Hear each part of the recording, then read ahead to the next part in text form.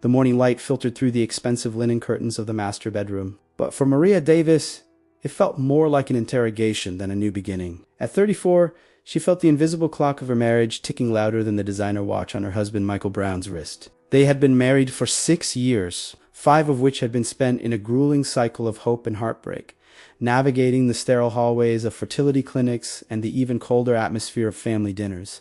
Mikhail Brown, a successful 30-year-old architect, was a man of quiet ambition, but his strength often withered under the shadow of his mother, Dorothy Martinez. Dorothy Martinez was a woman who viewed family not as a source of love, but as a corporate entity that required a successor to maintain its prestige. To Dorothy Martinez, Maria Davis wasn't just a daughter. She was a failing investment, a vessel that refused to produce the heir the family name demanded. The pressure was a physical weight, manifesting in Maria Davis's frequent migraines and the growing silence that sat between her and Michael Brown at the dinner table. Every month that ended in a negative test result felt like a personal indictment, a failure that Dorothy Martinez was more than happy to point out with surgical precision during their mandatory Sunday brunches at the country club.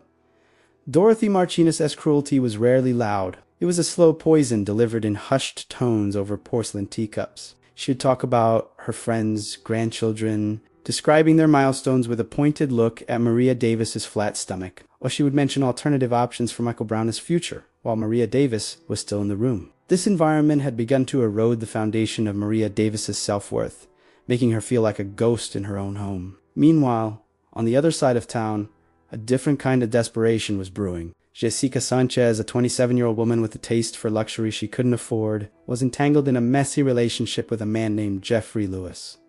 Jeffrey Lewis was married and constantly promising Jessica Sanchez a life of leisure that he never delivered, citing his wife's family connections as the reason he couldn't leave. Jessica Sanchez's mother, Beatty Weiss, who had been a lifelong friend of Dorothy Martinez, saw an opportunity in her daughter's stagnation and Dorothy Martinez's frustration. The two women began to whisper about a plan that would solve both their problems, replacing Maria Davis with someone more vibrant and, more importantly, someone Dorothy Martinez could control. The atmosphere in the house grew increasingly toxic as Dorothy Martinez began to openly suggest that Maria Davis' infertility was a sign that she was meant to be part of their lineage. She suggested that Michael Brown deserved a woman who could provide him with a full house, subtly planting the seeds of doubt in his mind. Mikhail Brown, caught between his genuine love for Maria Davis and a lifelong conditioning to please his mother, became a man of shadows, avoiding the conflict by staying late at the office. This left Maria Davis alone to face Dorothy Martinez's barbed comments. During one particularly painful afternoon, after a failed 4th round of IVF that had cost the couple over $42,000 in an immeasurable amount of emotional labor, Dorothy Martinez didn't even offer a word of comfort. Instead, she sat Maria Davis down and told her that if she truly loved Michael Brown, she would step aside and let him find completion elsewhere. The cruelty of the statement broke something inside Maria Davis. She realized that she was drowning in a sea of expectations that had nothing to do with her heart and everything to do with a legacy she no longer wanted to uphold. As Maria Davis's mental health began to decline, the plot against her marriage accelerated. Dorothy Martinez and Betty Wilson met at a high-end bistro where they mapped out a way to introduce Jessica Sanchez into Michael Brown's life. They knew Michael Brown was a man of habit and duty, so they needed a situation that would make Jessica Sanchez look like a victim in need of a hero, something that would appeal to Michael Brown's protective nature. Jessica Sanchez, desperate to escape her debt and her dead-end affair with Jeffrey Lewis, agreed to the charade. They planned a chance encounter involving a staged car breakdown on the road Michael Brown took home from the architectural firm every evening. While this was happening, Maria Davis reached her breaking point. She told Michael Brown she needed a hiatus not from him, but from the noise of their lives. She decided to take a 40-day sabbatical to a small coastal town in Oregon, staying at a quiet bed and breakfast run by a group of retired teachers. She needed to find the woman she was before the hormones, the needles. And Dorothy Martinez's constant judgment had stripped her bare. The departure was tearful and tense. Michael Brown didn't want her to go, but he didn't have the strength to tell his mother to stop the harassment that was driving Maria Davis away. As Maria Davis drove toward the coast, she felt a strange mix of liberation and terrifying loneliness. She was 34. Her marriage was on the brink of collapse, and she was heading toward a town where she knew no one. Little did she know that as she was seeking peace, Dorothy Martinez was already moving Jessica Sanchez into the vacant space she left behind. The first accidental meeting between Michael Brown and Jessica Sanchez went exactly as Dorothy Martinez planned. Mikhail Brown, seeing a young woman stranded on the side of a rain-slicked road, did the honorable thing and stopped to help. Jessica Sanchez played her part to perfection, projecting a blend of vulnerability and gratitude that was a sharp contrast to the weary, grieving woman Maria Davis had become. As the rain poured down, Michael Brown felt a flicker of something he had felt in years, the feeling of being needed without the heavy burden of expectation. While Maria Davis was miles away, seeking solace in the rhythmic crashing of the Pacific waves, the atmosphere back in the city had turned into a calculated theater of deception. Michael Brown was navigating a sea of guilt that Dorothy Martinez and Jessica Sanchez were more than happy to stir. After their initial chance meeting in the rain, Jessica Sanchez began to appear in Michael Brown, as life with a frequency that felt like destiny but was actually the result of Betty Wilson and Dorothy Martinez. As a meticulous surveillance of his schedule, they would bump into each other at his favorite coffee shop at 7:45 a.m. or at the gym where he tried to sweat away his anxieties. Jessica Sanchez was a master of the damsel in distress archetype, often calling Michael Brown for minor emergencies, a flat tire, a leaking sink, or a confusing legal document, knowing that his inherent sense of responsibility would compel him to help. Mikhail Brown, feeling increasingly alienated from Maria Davis, who had become a voice of sadness on the other end of a telephone line, found a dangerous comfort in Jessica Sanchez's bright, uncomplicated admiration. He didn't realize that every moment he spent with Jessica Sanchez was a brick being removed from the foundation of his marriage, a foundation that Dorothy Martinez was eager to see crumble entirely. In the small coastal town of Cannon Beach, Maria Davis's life was taking a turn she never could have anticipated. One afternoon, while walking along the shoreline to clear the fog of another inconclusive phone call with Michael Brown, she noticed a young girl no older than 9, desperately trying to retrieve a colorful kite that had become snagged in the high branches of a gnarled shore pine. The girl, Amy Young, was crying, her small face flushed with a mixture of frustration and fear. Maria Davis, moved by a maternal instinct that had been sharpened by years of longing, didn't hesitate to help. She spent 25 minutes patiently working with the child, eventually using a fallen branch to hook the kite string and guide it down safely. As Amy Young hugged the kite to her chest, a man came running across the dunes, his face a mask of panic that melted into relief the moment he saw his daughter was safe. This was Christopher Martinez, a 40-year-old local firefighter whose rugged exterior belied a soul that had been weathered by loss. Christopher Martinez was a widower, having lost his wife to a sudden illness 4 years prior, and he was doing his best to raise Amy Young while working the demanding, often traumatic shifts at the fire station. The encounter was brief, but the gratitude in Christopher Martinez's eyes stayed with Maria Davis long after she returned to her bed. Over the next 2 weeks, she found herself crossing paths with them again at the local library and the community park. Christopher Martinez was a stark contrast to Michael Brown. Where Michael Brown was polished and cautious, Christopher Martinez was raw and honest. He didn't hide his struggles as a single father, and he didn't try to project an image of perfection. He spoke of his work with a quiet passion, describing the weight of the lives he held in his hands and the firehouse that had become his second family. For the first time in years, Maria Davis felt seen not as a potential mother or a failing wife, but as a person. She began to volunteer at the local community center where Amy Young attended after-school programs, and a natural, easy friendship began to blossom between her and the firefighter. Maria Davis found herself laughing again, a sound that had become foreign to her in the sterile, high-pressure environment of her life with Michael Brown. She was discovering that her worth wasn't tied to her ability to conceive, but to the kindness and strength she offered to the world around her. However, the peace Maria Davis was building was about to be shattered by a calculated explosion from home. Back in the city, the plot reached its climax when Jessica Sanchez, under the heavy-handed direction of Dorothy Martinez and Betty Wilson, dropped the metaphorical bomb on Michael Brown. During a dinner that Dorothy Martinez had insisted on hosting, Jessica Sanchez fainted and was rushed to the hospital, where she revealed to a stunned Michael Brown that she was 14 weeks pregnant. The math didn't quite add up to Michael Brown. They had only been spending time together for a few months, and their physical intimacy had been limited and fueled by his own moments of weakness and confusion, but Dorothy Martinez was quick to silence his doubts. She acted as if this was the miracle they had all been praying for, a gift to replace the disappointment of Maria Davis's empty promises. Michael Brown was trapped. He felt a crushing weight of obligation toward this unborn child, a child he had been led to believe was the answer to his family's prayers. Dorothy Martinez didn't waste a second. immediately pressuring Michael Brown to call Maria Davis and end their marriage, framing it as the only honorable thing to do for the sake of his new family. When the phone rang in Maria Davis's quiet room in Oregon, she expected another distant update about the house or the firm. Instead, she heard Michael Brown's voice, thick with shame and a strange, forced resolve, telling her that they were over. He didn't give her the full details of Jessica Sanchez's pregnancy right away, but the finality in his tone was unmistakable. He told her he had found someone else who could give him what she couldn't.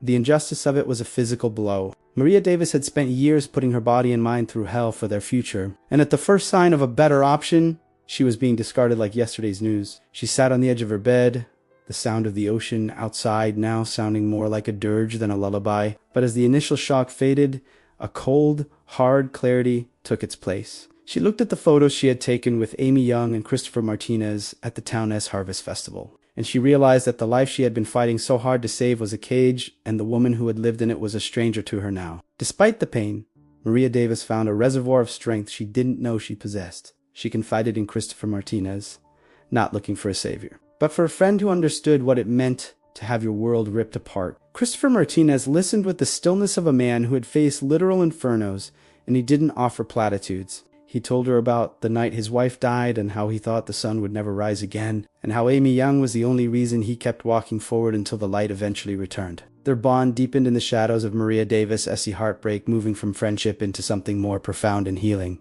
Christopher Martinez's house, filled with Amy Young's drawings in the scent of cedar and woods, felt more like a home than her mansion ever had. But even as Maria Davis began to imagine a new life, the shadows of the past weren't finished with her. She received a frantic, tearful call from an unexpected source, Jeffrey Lewis, Jessica Sanchez's former lover. Driven by a mix of spite and a lingering obsession with Jessica Sanchez, Jeffrey Lewis revealed the truth about the pregnancy and the alliance between Dorothy Martinez and Betty Wilson. He told Maria Davis that the child wasn't Michael Brown's and that the entire timeline had been fabricated to force a divorce. If you are feeling the weight of Maria Davis's struggle and the fire of this injustice, we invite you to join our storytelling circle. Please consider subscribing to the channel. It's a small click for you, but it means the world to us and helps us keep bringing these voices of resilience to light. Before we dive into the final resolution, I want to ask you, if you were in Maria Davis's shoes, would you choose to stay in your newfound peace?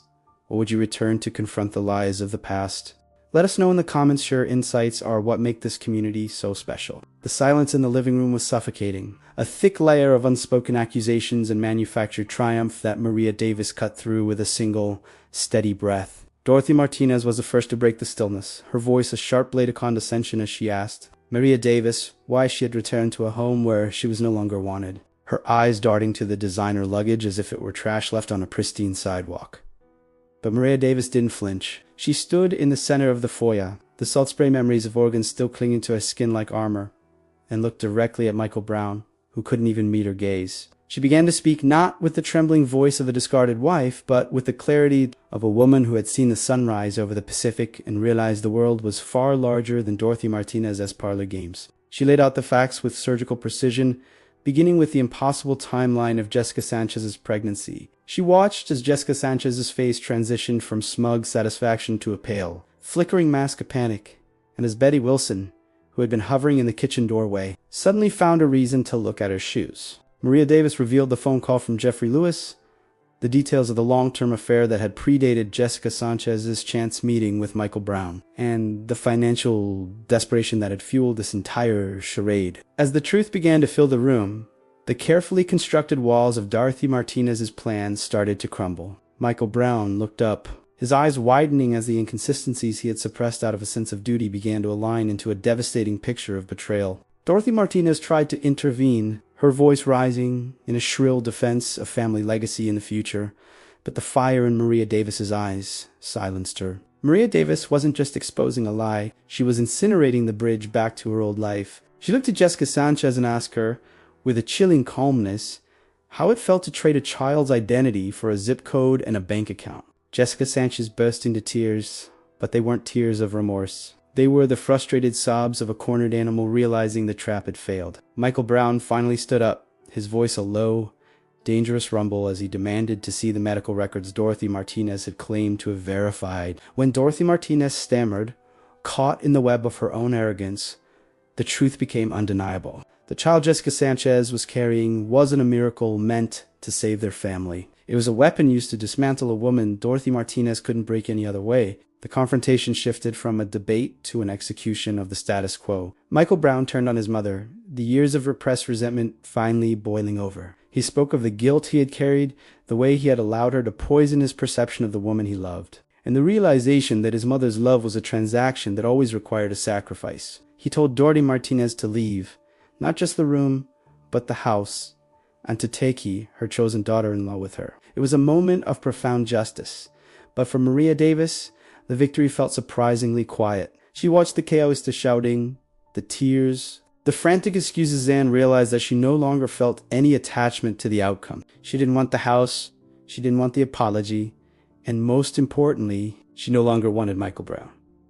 The man standing before her, though finally finding his spine, was still a reminder of a version of herself she had outgrown in the salty air of the coast. She had learned from Christopher Martinez that strength isn't about how much you can endure, but about knowing when a structure is too damaged to be saved. When the house finally went quiet, leaving only Michael Brown and Maria Davis in the wreckage of their marriage, Michael Brown fell to his knees. He begged for a second chance, promising to spend the rest of his life making up for the weeks of madness and the years of allowing his mother to stand between them. He spoke of the IVF, the doctors, and the future they could still have now that the ghosts were gone. But Maria Davis looked at him with a profound, weary kindness. She told him that the ghosts weren't his mother or Jessica Sanchez. The ghost was the woman she used to be, the one who thought her only value was in her fertility. She explained that while she forgave him, she could never go back to being the person who needed his validation to feel whole. She had found a different kind of fire in Oregon, one that didn't burn to destroy, but to protect and provide warmth. She thought of Christopher Martinez's rough hands, the way Amy Young's laughter sounded like a promise, and the simple, honest life that was waiting for her 400 miles away. She told Michael Brown that she was leaving for good, not out of anger, but out of a desperate, beautiful need to finally live for herself. The final days in the city were spent signing papers and packing the last of her true belongings, the books, the photos of her own family, and the small kite she had bought for Amy Young as a surprise. She left the expensive jewelry and the designer clothes behind, finding them to be heavy and hollow. As she drove back toward the coast, the gray weight of the city lifted from her shoulders. She arrived at Cannon Beach just as the sun was beginning to dip below the horizon, painting the sky in shades of bruised purple and gold. Christopher Martinez was there, waiting at the edge of the dunes with Amy Young, who came running toward the car with a scream of pure joy. As Christopher Martinez took Maria Davis's hand, his eyes asking the question, his voice didn't need to. Maria Davis felt a peace so profound it brought tears to her eyes. She wasn't just helping a little girl or falling for a firefighter. She was stepping into a life where she was enough, exactly as she was. The lesson she carried with her wasn't about the cruelty of others, but about the resilience of the human heart and the realization that sometimes you have to let everything burn down to see the path that was meant for you all along. We are so moved that you decided to spend your time with us through Maria Davis's journey of fire and rediscovery. If you found comfort or strength in this story, we would love for you to subscribe and become a part of our growing community. We aim to create a space that feels as warm and welcoming as a fireplace on a cold night. We'd love to hear from you. Which city or state are you watching our stories from today? And most importantly, did you enjoy the ending of Maria Davis's journey? And what did her story teach you about finding your own worth? Your comments are at the heart of this channel, and we look forward to reading every single one.